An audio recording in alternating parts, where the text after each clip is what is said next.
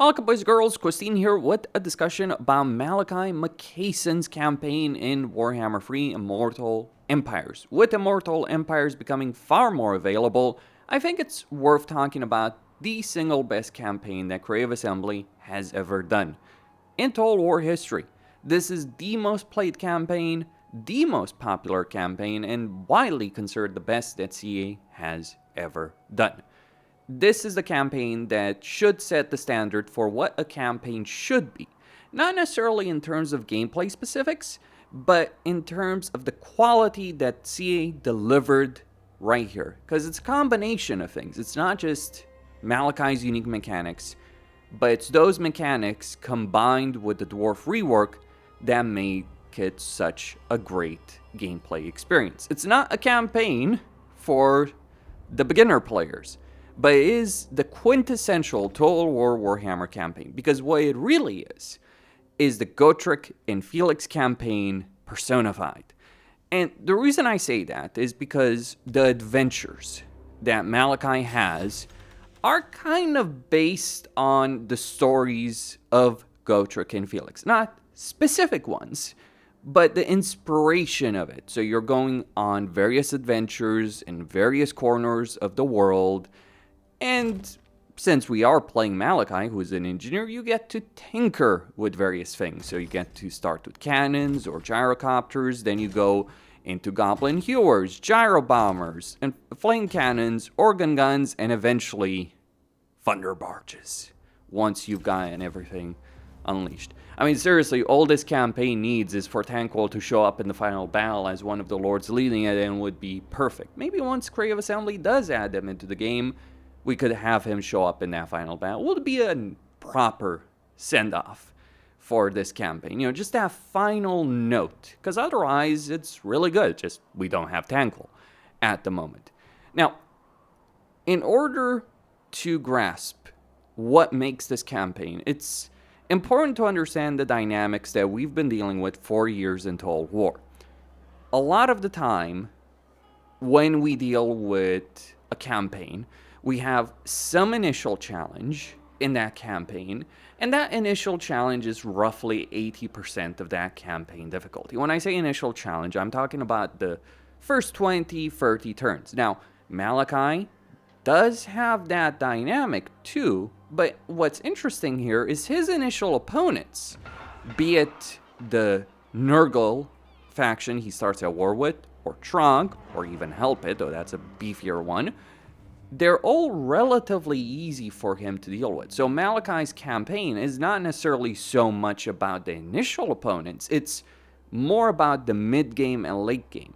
And the thing is, your initial opponents might be easy to deal with, but you also need to deal with them properly, because you are surrounded, just as a Slayer would want.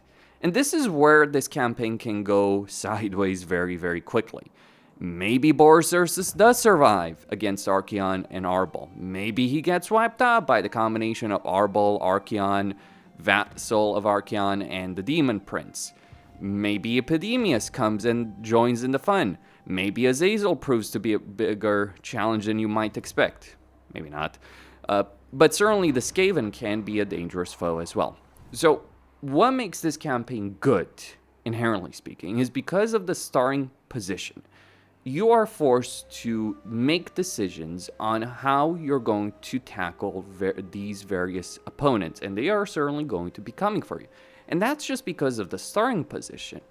But then you also have to consider the adventures and the objectives of those adventures. Like gyrocopters require you, to a degree or another, to go deal with Chaos Dwarves. Not fully, but if you want the full power of gyrocopters, you are recommended to fight those battles against them and deal with the convoy that's in Astrogoth's starting province. You get to fight High Elves as part of the canon adventure, which is a bit weird. I don't think Gotrek and Felix ever really fought High Elves, though if anyone knows better, feel free to disagree with me on that specific subject. And Malakai enhances the experience and the power of units.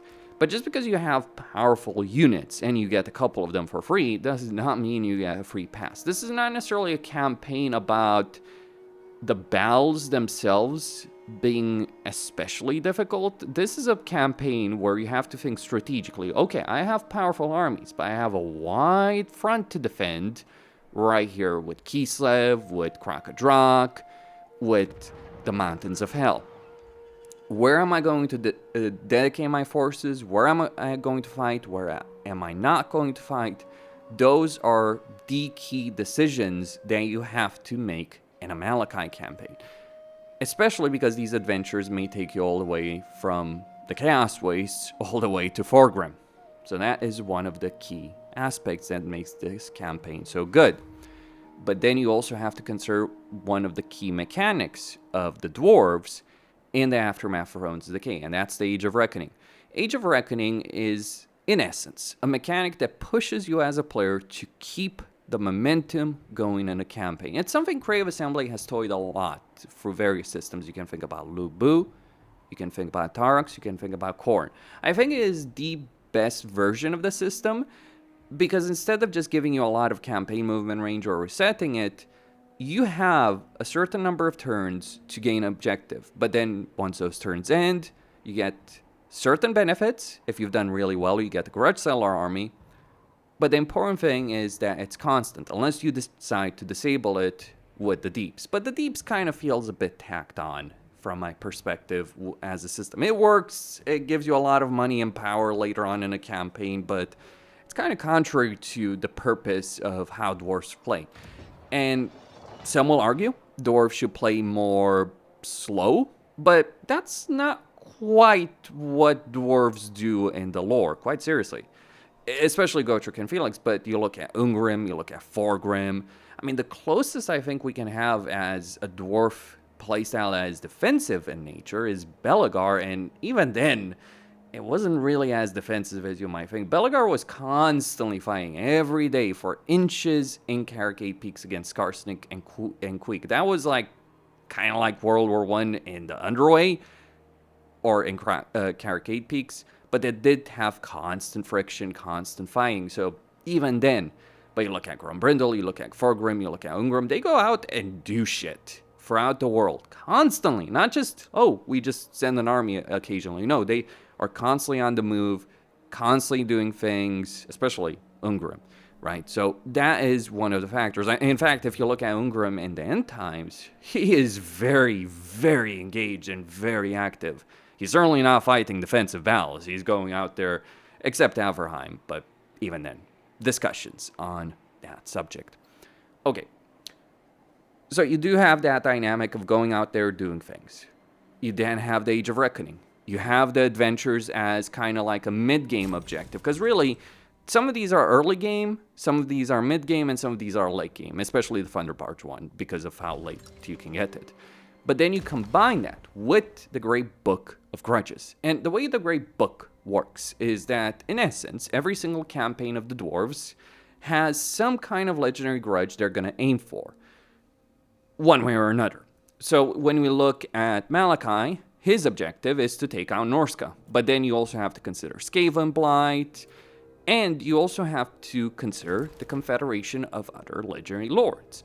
Now, Malakai is not necessarily the best from the perspective of confederating others. Grombrindle is actually the one that dominates because he gives everyone campaign movement range. But this campaign forces you to make that decision. Do you get Grombrindle first for all the wonderful buffs that he gets? Or do you get Forgrim to secure the Underway access in a campaign? Because Forgrim, if you confederate him and he's still alive, can give you that access by wiping out Queek and Skarsnik and maybe Azag, if Ungrim hasn't done so already. So it's a constant, dynamic campaign. And it changes every time you play it because of the way the game is randomized. And then, of course, there are legendary grudges that are not necessarily aimed at anyone, right? So, for instance, defeating Grimgor and the Cast Dwarves is something that's a longer-term objective for everyone involved. And so is defeating the High Elves. I mean, Grombrindle kind of doesn't have one, except being a Malekith, Marathi, and Harganeth, and taking over Nagron. That's really Grombrindle's grudge right there. It's not the High Elves. High Elves are more optional, if you will. And this entire package, combined with the unique units, the adventures, the storyline, the characters involved, make for one of the best packages in any DLC and in any campaign that Creative Assembly has ever done. That is all. Questin signing out, and let's see if Nagash manages to reach this specific standard of what a campaign should be. Because Creative Assembly is promising big. I hope they deliver. Stay tuned for more.